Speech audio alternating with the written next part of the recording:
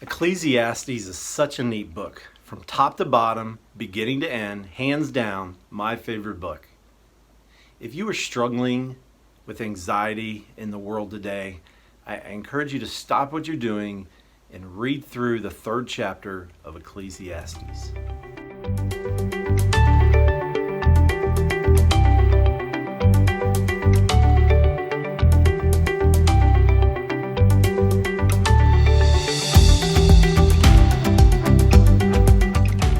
Good morning, Faith Fellowship Church. I hope you are doing well. I wanted to take a look at Ecclesiastes chapter 3 as we consider this idea of justice once again. Ecclesiastes has many unique statements, and sometimes I hear that it is so hard to understand. What I think it is, it just deals so bluntly with hard truths. Kind of like the day of death is better than the day of birth.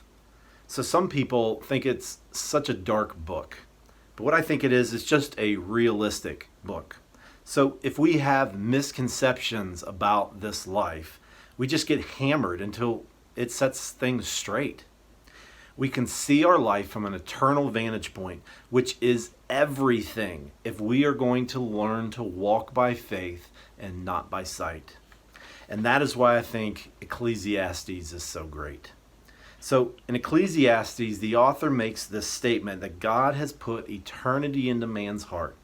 And then follows it up with, you can't find what God has done from beginning to end. There's this mystery to him. That is why Jonathan Edwards proclaimed, "Lord, stamp eternity on my eyeballs."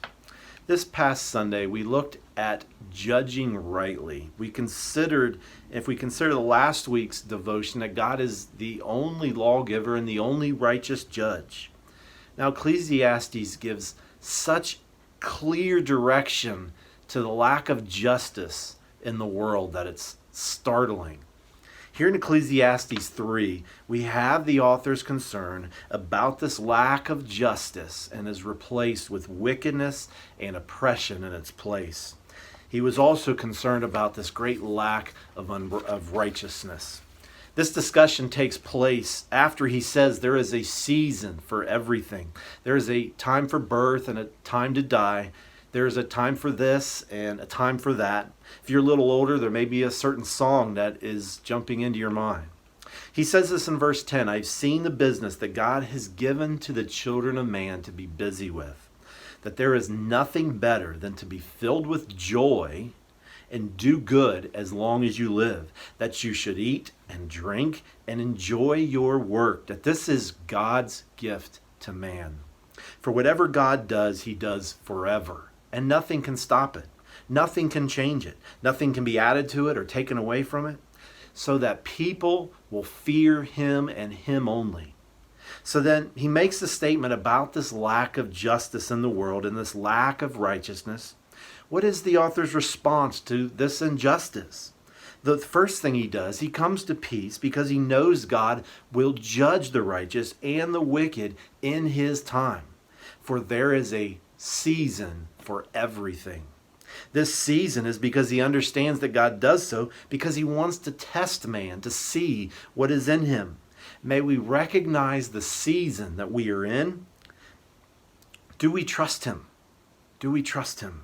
The second thing is this, that there is nothing better than that you work hard and enjoy your labor.